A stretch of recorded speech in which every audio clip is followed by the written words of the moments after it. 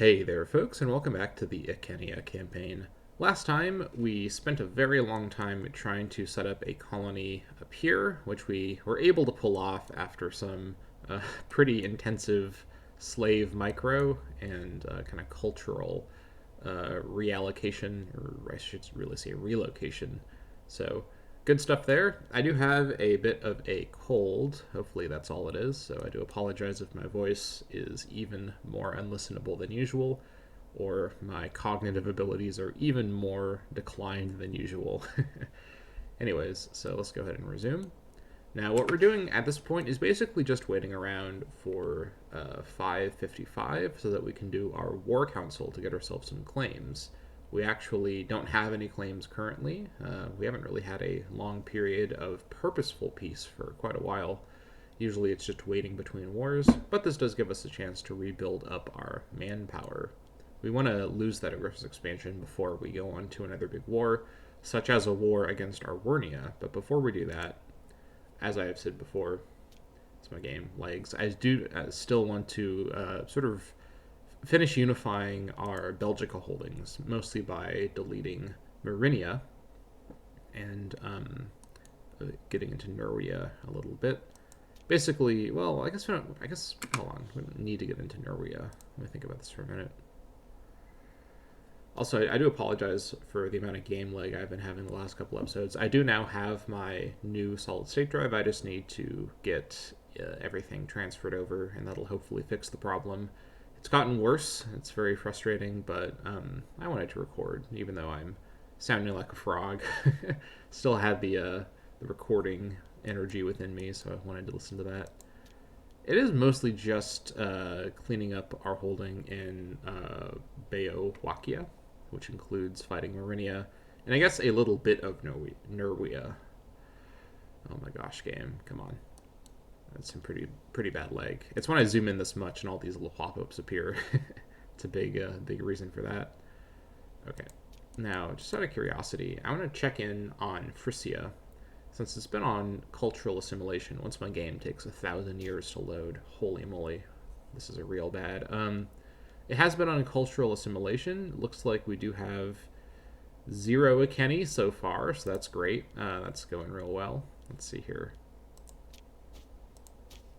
I mean, this isn't a colony even. So we do have 1 Akeni noble. That's it though. Any other Akeni anywhere? Let's look and see this assimilation situation. So when did this start? Not sure when it started, but looks like it might be taking about 17, 18 years for assimilation around here, which is fine, right? There's no rush, but having an Akeni population here in Frisia is going to be important as we then think about trying to colonize into, I guess this is also technically Frisia, basically colonize into this direction and the Lacus Flewo. So because this is all, I guess we could also colonize it from the island. Maybe can we reach? We actually can colonize right now.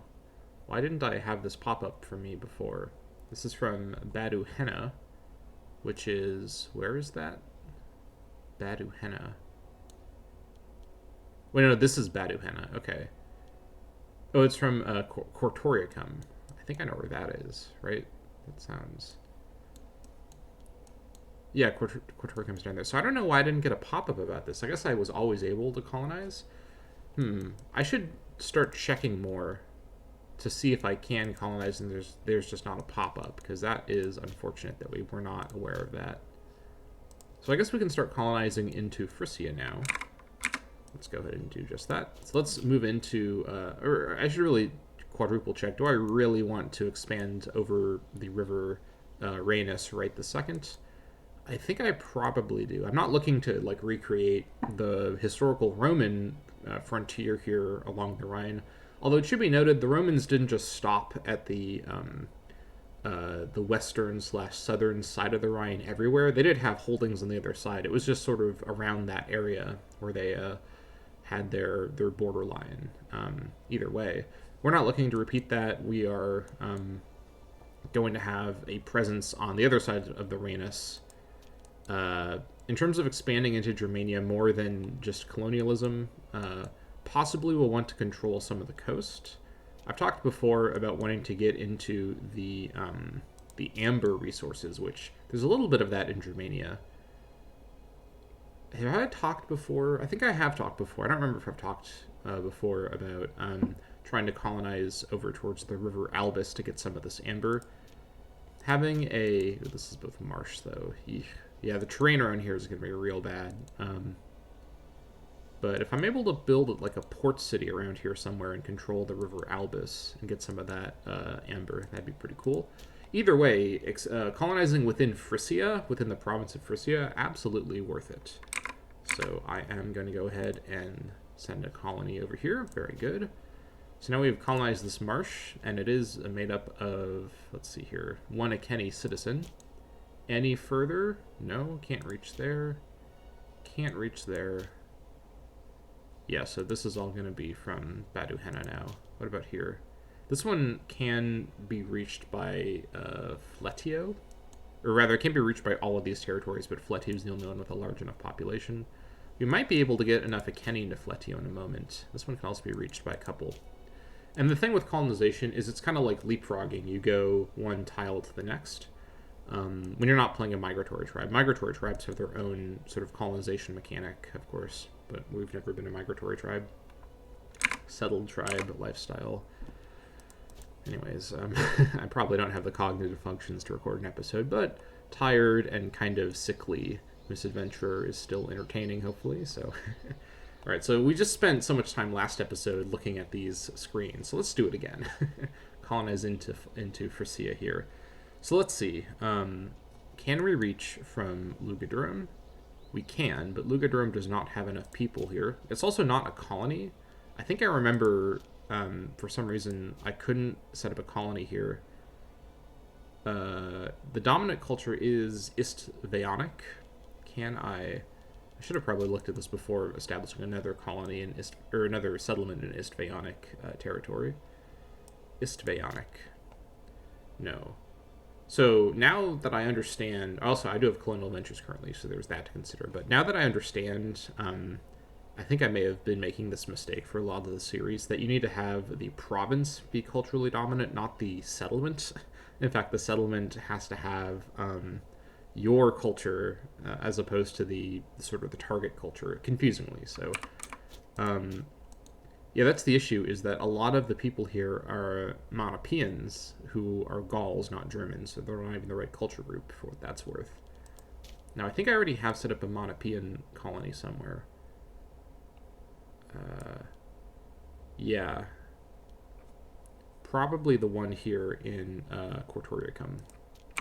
So that's fine. So no colonies over here, that's fine, because that would just be nice to infuse some population over. But I probably do, yeah, I've got a couple slaves maybe around here somewhere. Yeah, I can shift them over for my conquests and whatnot.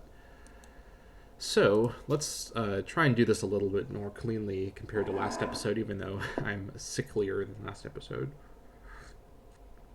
Drinking this coffee is not going to help my throat, but I don't care. I'm living on the edge. So Fletio currently has enough people, but the issue is that they're not Iceni. In fact, none of them are Iceni. It's just all these slaves. I guess we have one Iceni slave. So where would be the likeliest place to send off Iceni? Let's check it like this. So we have one Iceni here, one Iceni there. Yeah, there's not really lots of Iceni around here. I could just possibly... well, I need 8, though, is the issue. Let me look at this again. Dominant culture is not integrated. So I need to have Fletio become dominated by Iceni, or have a population settlement with Iceni domination.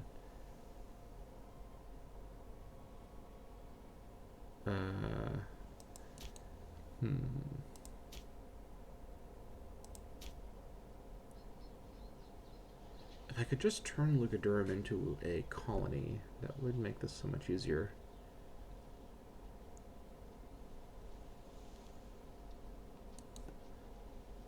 How about the Istveonics? Do I have a colony for them yet? I might be able to sneakily get a different culture group in there.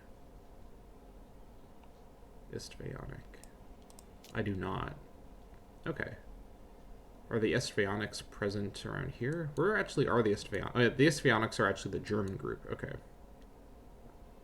Since I already have a Monopian culture set up, I think what I should do is try to crowd the Estvionics. Well, So this is a bit of an issue because if I were to colonize more of Frisia, I'd have more Istvionics in Frisia, in the Frisia that I control, because they all live up here.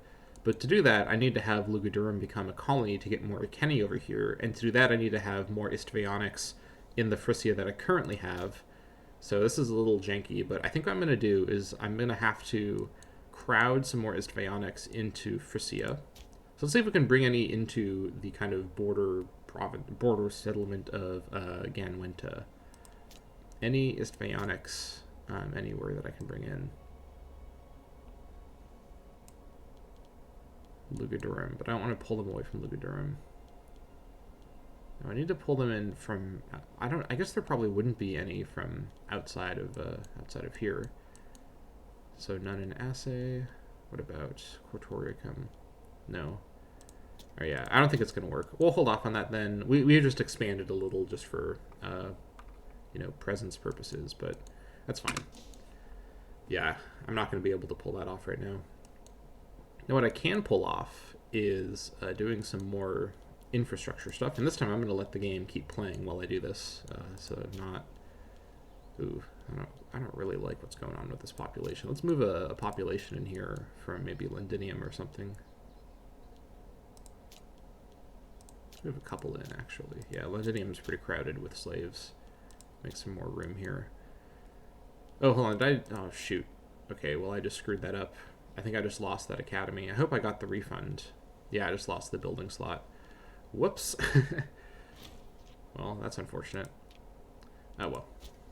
Alright, the fortress here is done. That's good. This will help protect this area pretty well. Also, next month, we're going to be able to build ourselves... Ooh, speaking of cities, I was about to say build a city. Esta is now a city. Yeah, this is a city in air quotes. It's just a little collection of buildings there. Very good. Oops. Alright, let's not misclick here.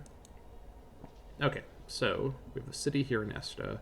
We're going to start by building the port, because it's not going to necessarily be on the frontier. With this fort up, it'll be pretty safe. Over here, things are still not great. We may need to, well, it's almost under control, and I really don't want to go to the more severe one, harsh treatment, especially because I'm about to get enough political influence to build another city. This is an emergency one. I mean, the issue really, the output is fine. I'm not getting anything from these colonial provinces right now anyways. The migration and the demotion is more my issue, because I'm going to basically cause a lot of damage to the population's kind of rank, as it were, by doing this for a long period of time. I feel as though this should only be in emergencies, and I should try to stick to local autonomy until otherwise. Or I could actually play the culture meta and do something nice for the Welio-Cassians, which perhaps I should look at. Welio-Cassian. Yeah, they're not pleased. This will go away in a couple years, and that'll help out a lot. But I could boost it even more just for getting it back into... Because I don't want the province to remain in the disloyalty range for very long, if possible. But the issue is all this stuff costs stability. I don't think it's worth stability to do this. This is just a little meta thing, so we'll hold off on that. Anyways, so we're building the port there. Let's see here. I think I'm trying to remember. Oh, Wilibia Welba died of a heart attack. This is a very long-standing character. That's unfortunate to hear. She was the governor of Caledonia, head of the Welbii family. All right, well, that's a pretty important character lost right there. Let's quickly, before we assign the new governor, take a look at the new head. We now have Katia Welba is the new head.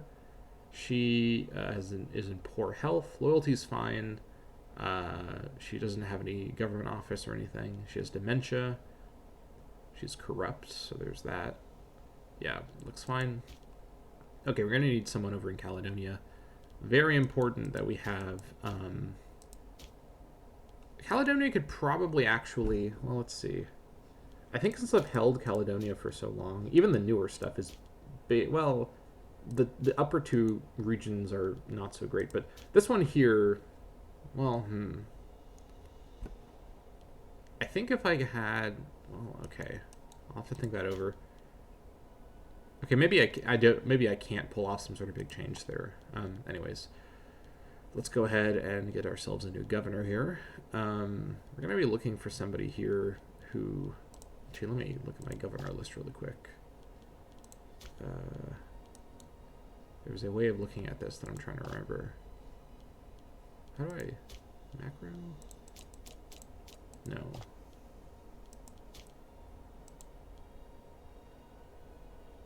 Where can I see my governors? I'm sure there's something somewhere. This will do it like this. 4, 5, 6, 6, 9. Probably don't need to worry about a phenomenal martial character here. Let's actually give Caledonia a proper finesse character here. So Singatessa Kalata is phenomenal, but we already have a lot of Kalatii in government. I don't want to boost up the job expectations even further. We could give it to a Dewicus. No corruption problems. Uncaring is a bad loyalty trait, so we'll come back to you. Also, you're really old too. Ria Urkii. So this could boost up the Urkii. That could be good. Ooh, local research points as the governor, which we're probably not getting a lot of research from Caledonia, but probably it's the second best research location compared to our others, I suppose. No bad traits, although she does have crafty, but she also has righteous, so it kind of cancels out. But not fully, though. I don't really want to have a corrupt governor. No way. Yeah. So this character doesn't actually have any bad corruption traits. She just has corruption from some kind of event. This is Caridwen Urkii. Selfish. Okay, all these bad traits. Jeez. You know what? I think probably this is fine. Does she have any other... If it's just one bad loyalty trait, it's probably okay. I'm just looking for someone without bad corruption traits, because otherwise Singatessa would be phenomenal, but Ceridwen's fine. Same finesse, actually, just a little worse martial. That's fine, because the Caledonian levy is always going to be sort of an auxiliary levy to some other group. So, right, Ceridwen is now the governor, and of course, as I should have expected, she's changed all the policies. I was about to build a city! You jerk! No! Now I gotta fix this. Alright, so, do I dare try out cultural assimilation here? I think it might be close enough that we can pull it off. The thing is, I only need to worry about this about being at a very small negative downtick if we're very close to 33, and we're not very close to 33. And I'm not moving the capital of Ablania, so we shouldn't be reduced. Alright, we're going to assimilate the good people of Hibernia. Now over here. So changed over to... This one was the least, severe place to do that. I don't know what you're thinking. I really don't like the fact that governors change all these policies whenever you put them in place. I don't know. This is just one of those little, mechanics that always bugs me. I just don't really understand why this has to be here. It is probably more realistic that the governors would try to, when they come into office, change everything. But the way that the AI picks these policies is a little baffling. Of all the places to go to harsh treatment in Caledonia, Woedinia is the least bad place on mainland Caledonia. You'd think it would be up here, but no, up here she's gone for civilization effort. Okay. That's a real priority pick right there. Meanwhile, down here, you're trying to civilize Northern Highlands. Yeah, good luck with that. Anyways, this is just baffling. I don't want to be on this. We're going to switch this over. We're at minus 0.10. Let's chance it with cultural assimilation. Maybe we'll get a grander. Oh, I probably shouldn't have actually done that, because this is actually... I should have thought about this. This is actually fairly close to 33.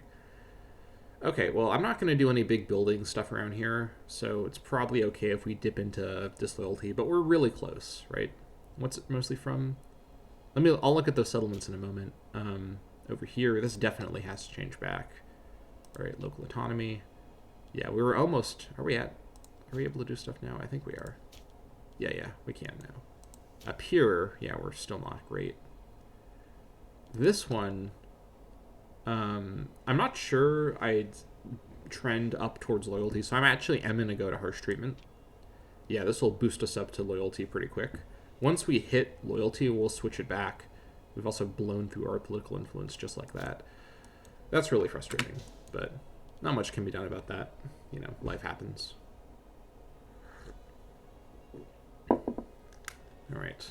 Now, what was I doing? I was looking around here. Let's see.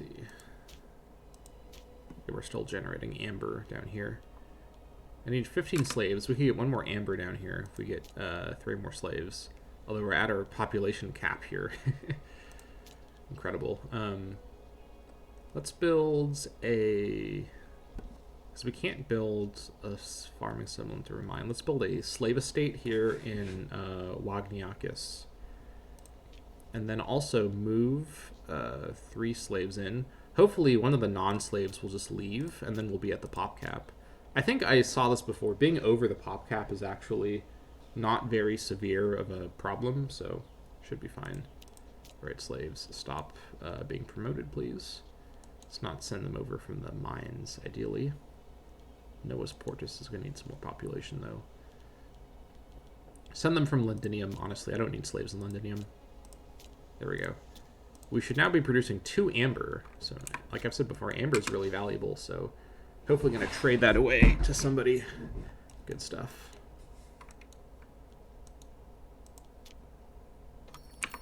There we go. Wait, they want wood?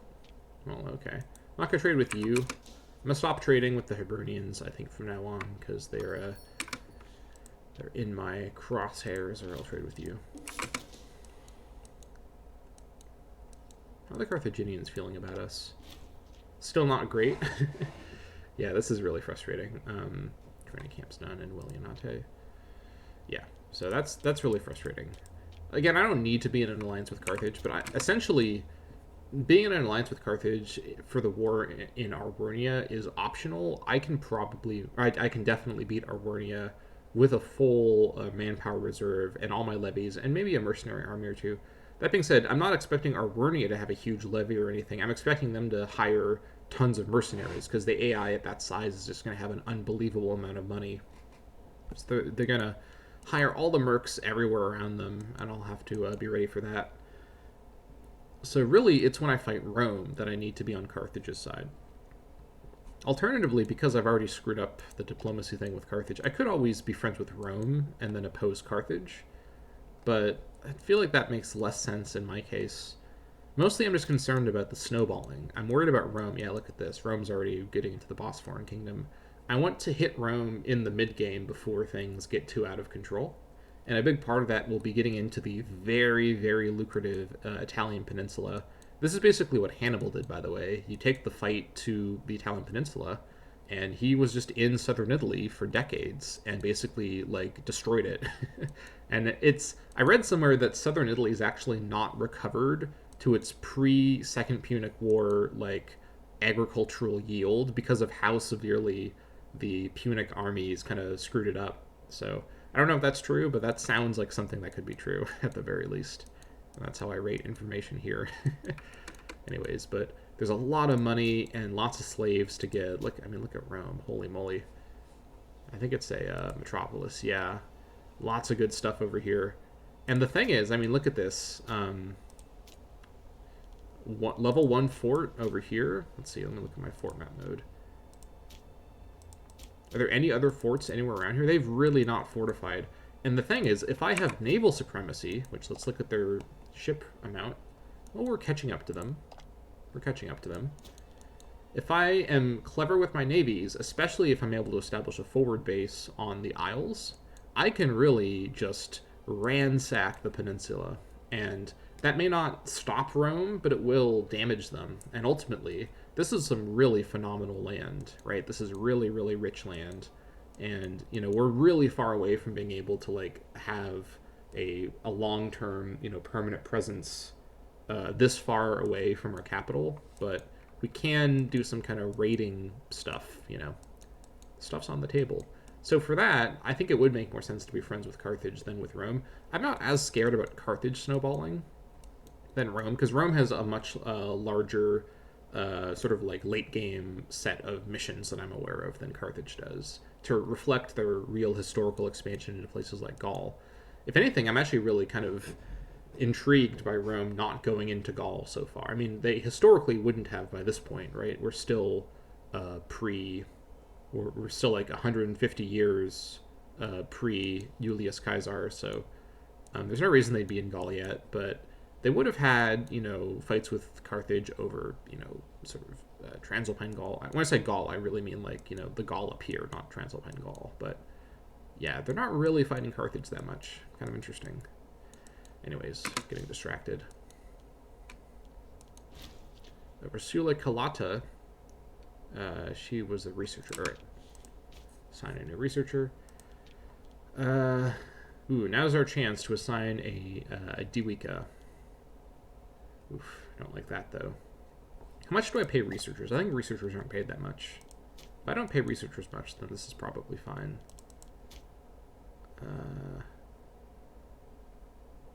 Researcher. Oh, they're paid... Actually, governors aren't paid that much. Why did I think governors were paid so much? I guess corruption does hurt loyalty at the province level, so that's what I care about, but I forget how little governors are paid in wages. Very strange. Okay, researchers are actually fairly well paid, so maybe I don't want to have a super corrupt researcher. How about you? No corruption. You've one bad... Oh, I guess I've picked you. I didn't... That was a misclick, but he's a Diwikai, so that's fine. We've shored up the Diwikai. Well, we're also going to get a military advance in a moment, so... Fortunate mistakes. They happen. Anyways. I have Amber. I think it's because I have bad aggressive expansion. No one really wants to trade with me, but it'll go away. I'm only going to be aggressive again soon. Disagreement on the highest level. Singatessa Dewika, my sister? Yeah, my sister. I remembered this time. A woman of sound reputation, and Lower Niska Urkii, a noblewoman of great virtue, have recently started to spar furiously whilst attending the court. Such behavior is unbecoming of these people of stature. However, we have been called upon to take a side in the latest conflict. So I could become friends with my sister. She is a very high martial character and is literally the marshal. And is she still considered a pretender? I don't think she is, because now that I have children... I don't think she's in the line. These are all my children. Let me quickly double check this. Singatessa. Yeah, I don't think she counts as a pretender anymore, because now she's like, fifth removed or whatnot. I'm actually not sure if I can go to relatives. Let me check this again. I think it is just direct heirs. All right, that's fine. Or Lower Niska, who is the physician, of course, and my wife. Or I could get some... I think I might go for this option. I mean, aside from just being kind of funny. These are both characters with really high base loyalty because they're both family members, they're both in office, and 15 popularity caps out pop, so that's pretty good. Let's go for it. Got some academies and whatnot done. Very good. Alright. And then Canetio. Phenomenal. By the way, if you didn't know, what Stonehenge does is it gives us Omen Power 20%, which is really good, but this does not compare with the power of custom wonders. I haven't really talked about this yet, but if I wanted to build a wonder, which I have no room in Londinium to show you, let's say I wanted to build a wonder in... what's like a good spot to show you this?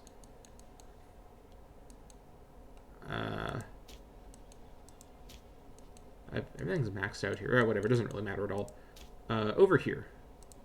In, but this isn't mine, actually? Hold on. I did not notice these aisles weren't mine yet. Whatever. Let's say I wanted to build... Skidus doesn't have room. Okay, we're going to build a wonder in Karnarnake for presentation purposes. I want to build a... Oh, it's disloyal. Wow, okay, this little joke... Okay, I'm just going to pick a spot, all right. Kayewa, over here. No, actually, yeah, Kayewa. We're going to build a wonder somewhere. Let's take a look and see what this looks like. Essentially, wonders cost an insane amount of gold and lots of time. And you can, like, design what it looks like, right? All this stuff. And the way that you get different modifiers is from your tech tree. This is a big part of the tech tree. Is you get I don't know if I can find one. Here it is. Yeah. So military education, great wonder effects. So random techs also give you great wonder effects that you can add when you create a custom wonder. Wonders are like a very late game thing that I don't feel for most nations is super like accessible for most of the game, because even if you have the money, the question is, would you rather build a wonder which gives a nice bonus for your country, or use the money on many, many, many smaller things that could add up in other ways, right? So, which to be fair is probably a realistic way to think about wonders during this time period. They were not, necessarily the most sensible use of money all the time. So, whatever the case, building up that manpower, all that stuff. Let's see. And we've cleared out the slaves from Londinium. Martial advance. All right. Very good. Let's go ahead and get ourselves what we need here. Okay, so I should have checked on the wiki. I talked about this last episode. If naval range affects colonial range, which you'd think it would. Not sure if it does, though. So I think we were going towards something over here. Capital import route could be good. Or lighthouses is probably going to give us a lot of money because export value. Let's see. Yeah, hold on. Let me look at this for a moment. Can I see my actual export amount?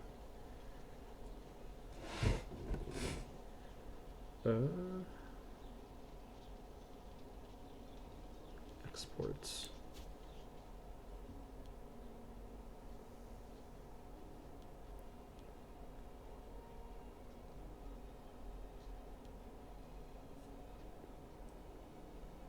It's not all coming from Londinium though. Let's just like let's just click the button and see what happens to our commerce, or to our, so 30.98 lighthouses. Construction of lighthouses is an absolute necessity to keep the flow of trade safe in our nation. The concept of lighthouses developed from simple hill fires to grand edifices such as the Lighthouse of Alexandria. Speaking of great wonders. All right. And now we are at 35.31. That's a nice boost. So that was definitely worth it. So good stuff.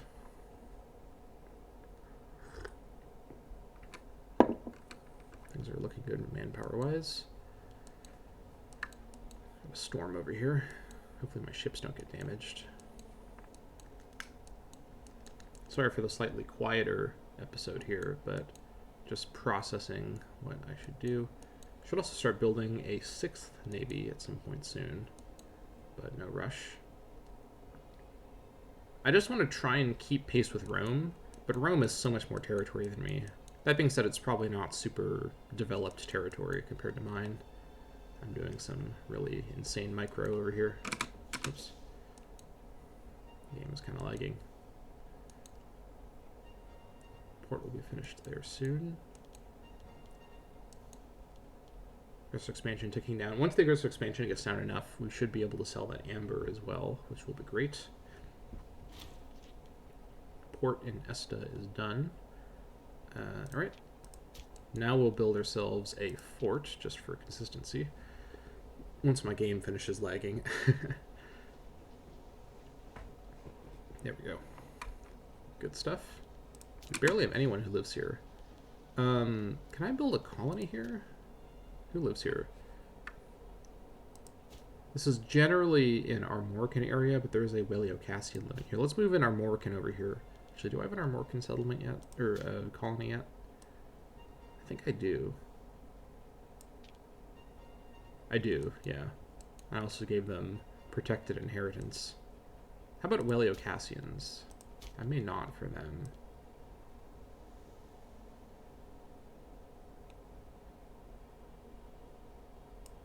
I don't. Okay. So let's actually switch gears and move a Weleocassian in here. I would like to boost up the city of Este here. Who pops over, just move a Weleocassian. In fact, we'll move 2 Weleocassians. Or won't we? Is there another Weleocassian slave anywhere? I guess not. Not within range. Alright, that's fine. It's still now large enough. Let's go over to Welio. Alright, I have to have the... Right. Yeah, I literally just talked about this earlier. I have to have the province be Weleocassian, which is not likely to happen.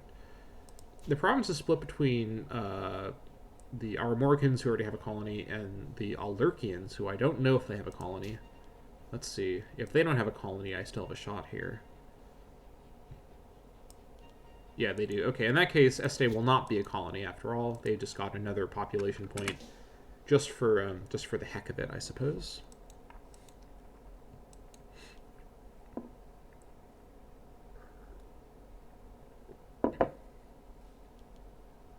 Head of the Welbet family is disloyal.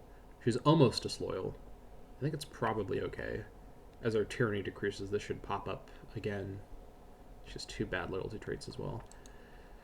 You can never do enough.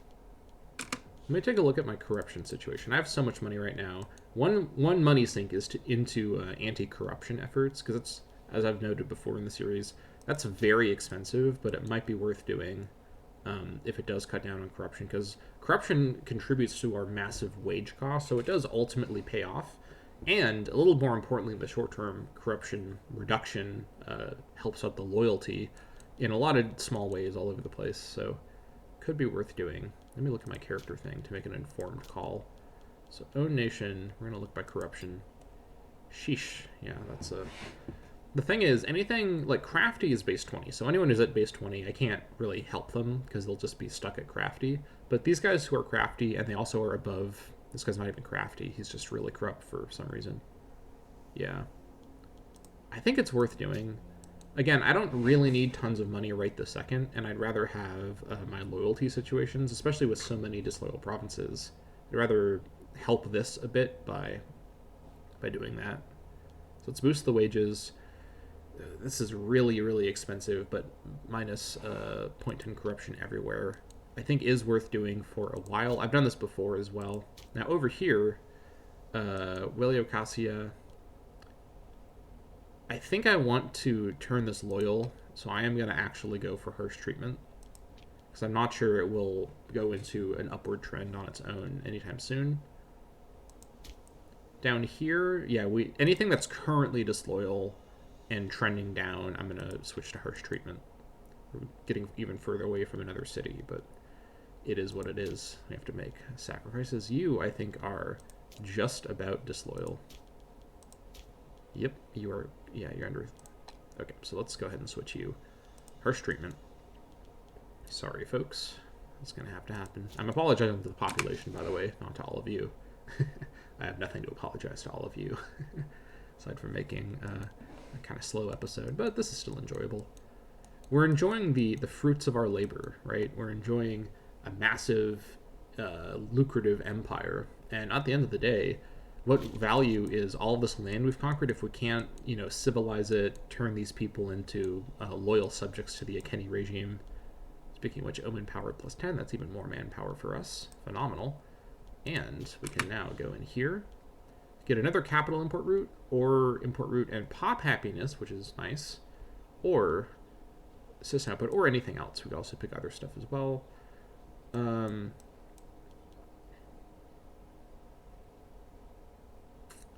me look around for a minute. Dip range could be interesting. Dip relations, dip rep. Dip relations, assassinate cost.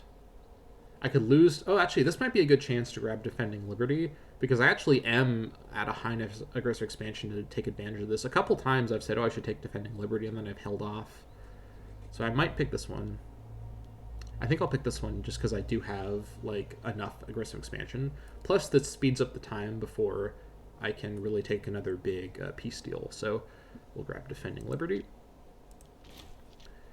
Okay, no matter our true cause, proclaiming that those weaker than ourselves are incapable of defending themselves and therefore in need of our benevolent guidance, would garner acclaim on the international stage. Great. And this minus 10% impact is really good. And the extra dip relation is nice as well. Yeah, you get a lot of diplomatic relations from the tech tree. It's really busted. We're not even using any of our diplomatic relations right now. Oh well. We'll get around to it at some point. And on the 1st of January, we are going to trigger that war council that I promised so much last episode. I guess of all the times to be a little under the weather and not as talkative, it's going to be during these kind of peacetime episodes where I'm kind of just waiting around to recover my manpower and build up my resources. I do think as well that our next couple episodes will be decided by what claims this war council does give us. We'll see if it gives us claims on the continent, which if it does, I will definitely start using it on cooldown. If it doesn't give us any claims, then that's bugged. It just shows that our main capital province doesn't... I guess we still border Caledonia, where we don't have territories, so I guess we'll see what it does.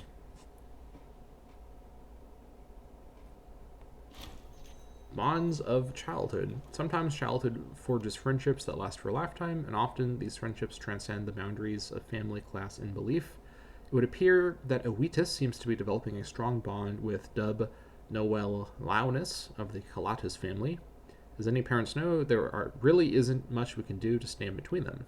So, our son is friends with this guy. Cool. It's good to have friends, I've heard.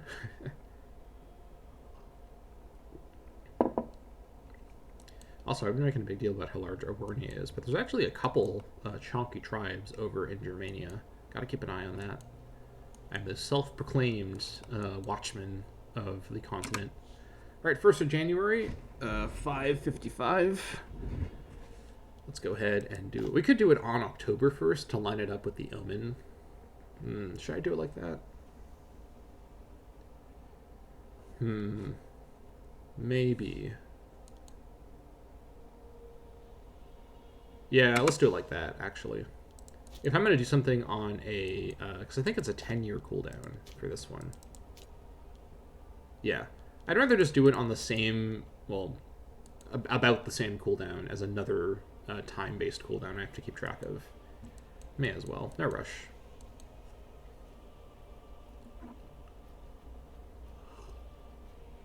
Let's go ahead and boost that speed, I think.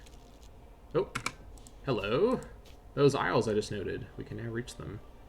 Let's come over to the stone one first. Great. How about over here? What do we need? Creos Borealis. Hey, this is that really crowded one. Yeah, that's not going to work. I think we drew a Kenny. I should have looked at what it said. I think we drew a Kenny from Karnanake, which would make sense. Yeah, we have to wait for the Karnanake for a year. That's fine. Do we still have colonial ventures? We do. Yeah, for another year or so. That's totally fine. No trouble there.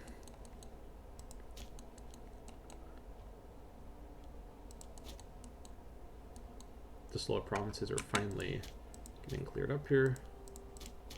So now we should be able to go up here and build and whatnot. So let's go ahead and build a port in Karnanake.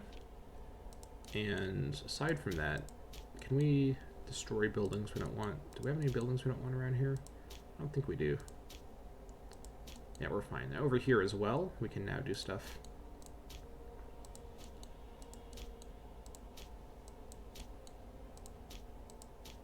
Yep, looks fine. Good stuff.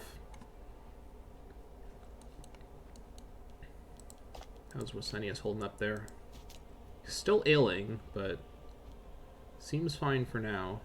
The thing is, once our daughter is of age, which is she now? I think she's of age now. Yeah. Yeah, she's now of age, I think. She is frail. That's not great. She's a poet and she's a tactician. Really good stats. I really hope this becomes our next leader. Another queen, sort of like her, let's see here, great-grandmother Donwyn. We'd have Queen Karsauna. Very cool. Sponsoring the games. Alright. Now I'm butting up against my... I guess I'm not quite at my time limits yet. I informally, you know, at the very beginning of the series, I said, oh, 35-minute episodes, and then since then I've had almost uniformly beyond 35-minute episodes. I try to hit between 45 and 59. I don't want to get to an hour ever, so that's my one kind of soft cap. All right, so we have a Turbulent Priest event. Lose legitimacy and loyalty with the priest, or lose money and gain loyalty with the priest. I think losing legitimacy should probably be fine because we were at 100 and we have positive. It's probably fine. I don't know. I mean, the money's fine, but I am in the middle of paying off corruption a whole bunch, so I don't really want to waste money when I am trying to recover money a little bit.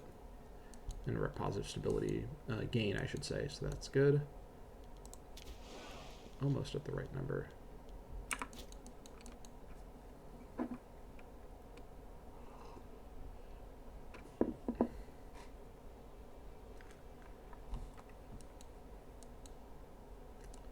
Stuff's looking good. How's Arwarnia doing? Any wars? They've allied with Nito Brigia, whose flag looks exactly like my flag, or the red smaller spots or squares are a little smaller, but yeah, they've allied with someone who looks very similar to me flag-wise, which is interesting. But aside from that, they sort of neutral opinion of us, which is fine. We could ally Arwarnia actually if we really wanted to, but I don't know if there's any reason we need to do that. Katya Welba died of a heart attack. She was head of the Welba. Didn't she just become the head? Alright, who's the new head? Now, Yuga Welba is the new head. Alright, that's fine. Loyalty is totally fine. So, Fortress in Kandate is done. Very good. Yeah, now our frontier cure is much more fortified, which is great. This will protect us from any stupid ideas from the Sinonians or whatever. I don't think the AI will ever declare war on you when there's this much of a power imbalance, though. I guess I'm not sure. I pretty infrequently get declared war on by the AI. I don't think I've ever experienced that in this series, even though I'm prepared for it so much, right? It's kind of funny. All right, come on, game. Almost there to the 1st of October. Don't leg out on me now. Can't wait to get my computer fixed. That will make this much easier. Because I always got to worry, is my recording going to get screwed up or whatnot? Hopefully not.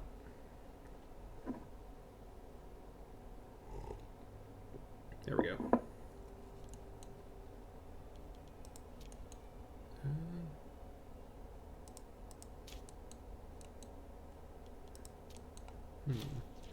Port in Kamarake is done. Let's go ahead and build. I actually do have a couple of Kenny who live here. Let's build a training camp up here because we do get +1. And actually, no, hold on. Yeah, because we're not close enough to. If we're close enough to switch off our harsh treatment, I'd switch over. I'd build a Court of Law first, because that boosts the loyalty. But we're not close enough, so I'd rather build the training camp first, then Court of Law later. So that's totally fine. Come on, game. Games are really lagging, so that's not great. It's alright. I think this will be the last episode I record before I try and get the fix. So, should be fine. Manpower's looking real good, though.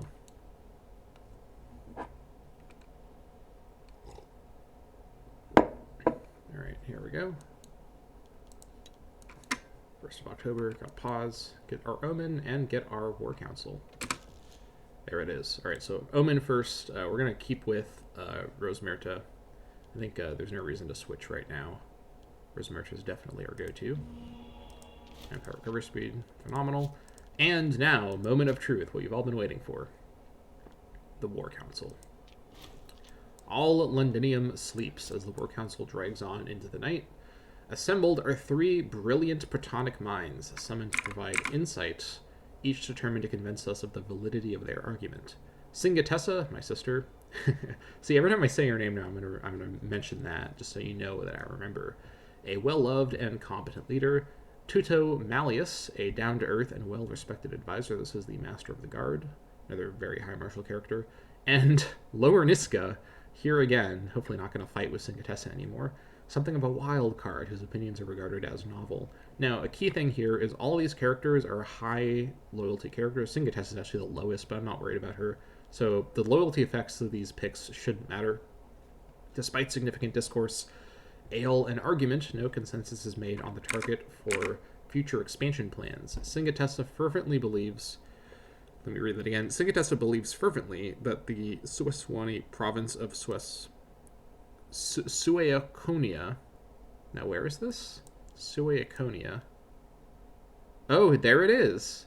We've got Continental War Council claims, everybody. This is phenomenal. That means War Council is happening on cooldown, and I feel like a big goof for not doing this the whole series.